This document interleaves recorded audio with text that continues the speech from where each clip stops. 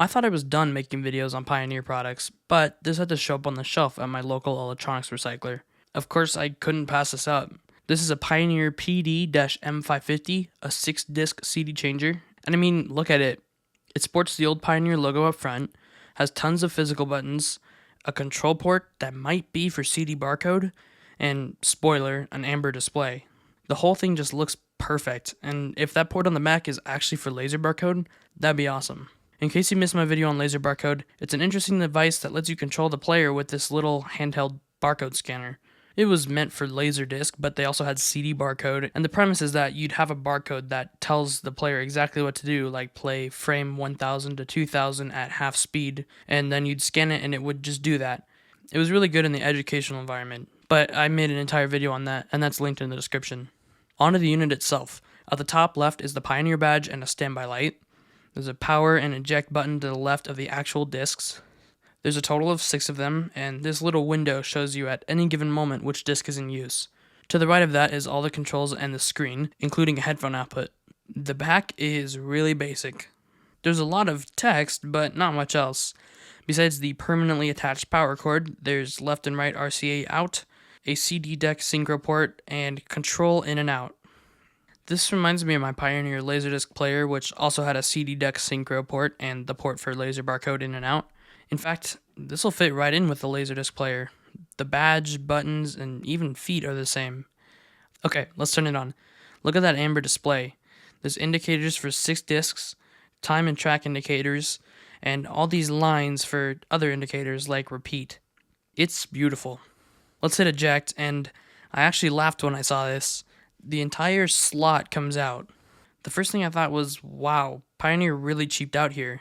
I mean, I've only seen 6-disc loaders that you put in 1 disc at a time and it stores them for you. I've never seen this weird design where you slide out this little gray tray and load discs in 1 at a time and the whole thing goes in the unit. It seems tedious, but I saw the sticker on the top for home and car use. Then I realized they weren't cheaping out here, they were innovating. I saw this from a whole different perspective. Imagine having multiple different, they call it magazines. You could have one with rock music, one with hip-hop, etc. You're listening at home, then you realize it's time to go to work. You just eject this, and in just a few seconds, all 6 CDs are spit out of the unit, but in one place, and they're all protected. You fire up your car, load in the magazine, and you're back to listening to the same music. Then, when you get home, you eject the magazine from your car, and vice versa. I love it. I want it in my car. Let's load this up with CDs while we're at it. There are these staggered tabs you push on, and it slides out each tray. The CD actually goes in labeled down, which felt a little weird.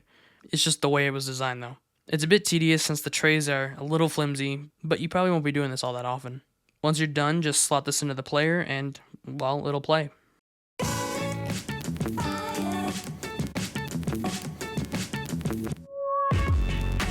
And it sounds great, as expected. And the output is really loud, so turn down your speakers first. I can use the track number buttons to choose any track from 1 to 10, which is really nice. I'm used to players that you have to spam the next button to get to the right track. For tracks above 10, you click the plus 10 button, and then fill in the other digit. So track 13 is 10 plus 3. Interestingly, there's also a greater than or equal to 20 button, and that lets you type in both digits. Well, that makes sense, but it's weird that they have a plus 10 and a greater than or equal to 20 button. On my Laserdisc player, there's only a plus 10 button, and if you want 20, you just click it twice to get to 20. There's play, pause, stop, skip, and fast forward back buttons as expected. The repeat button lights up the indicator on one of those lines, and if you click it again, it turns off the single track repeat and will repeat all songs on the disc, or it will repeat your program, which we'll get into programs later. The 6 disc buttons change the disc, but the actual disc icons don't change. It just changes the disc number up top. Those indicators only change if you exclude them from your program or if you don't load a disc in there to begin with. Disc changes actually happen pretty quickly. The only disc changer I currently have takes forever to swap discs, but this isn't bad. It's about 5 seconds to completely stop spinning the current disc and change to the new one. You can even see the magazine wiggling around in its slot. The auto fader button is kind of interesting. If you click it, the fader indicator lights up and the music slowly and smoothly fades out. I personally wouldn't use it that much, but it's nice to have, and it's cool they made it a whole button. Maybe if this was playing music for a store or office and it was the end of the day, you could fade out the music to tell people to leave. It's a little less jarring than just cutting it.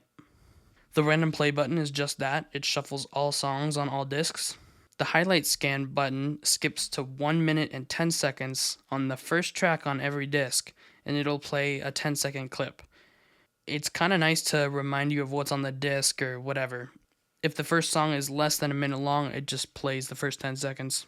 The time button adjusts the display to show either how far you are in the song, how much is left in the song, how much is left on the CD, or just the duration of the CD. The last thing is the ADLC button, which is actually nice. It stands for Automatic Digital Level Controller, and it's for if you have CDs that are recorded at noticeably different volume levels, it'll just keep them all at the same level.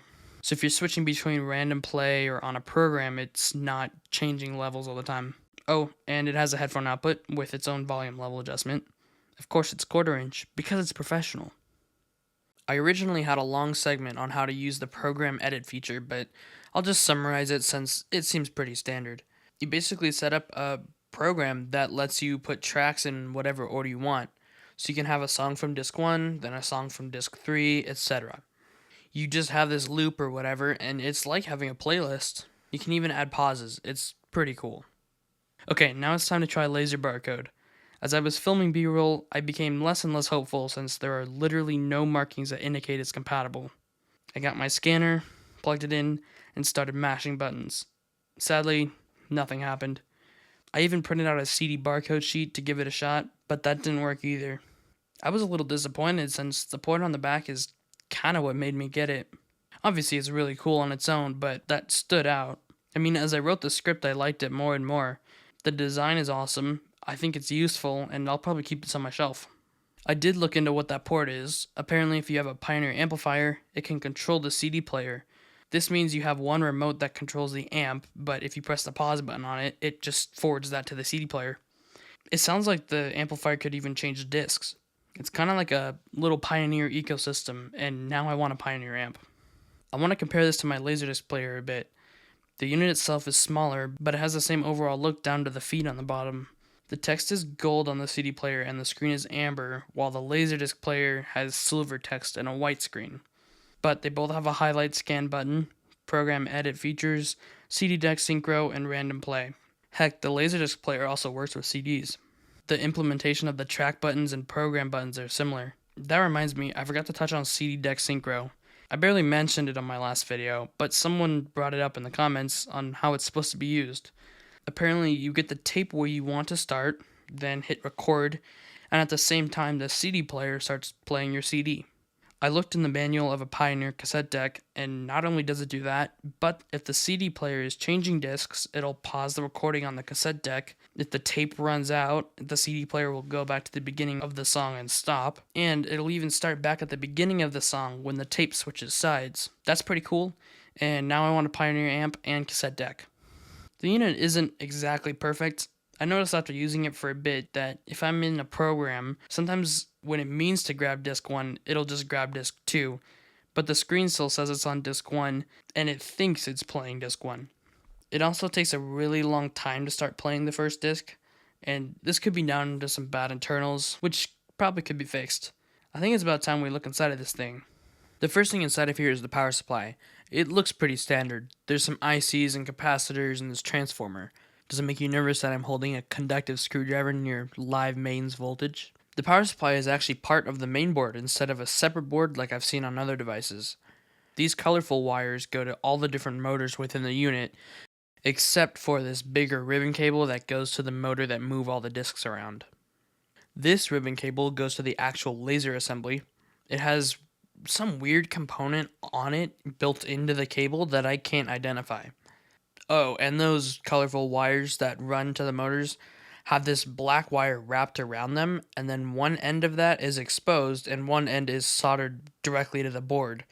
I can't tell what that would be for. My theory is maybe some type of shielding or something, so let me know what you think.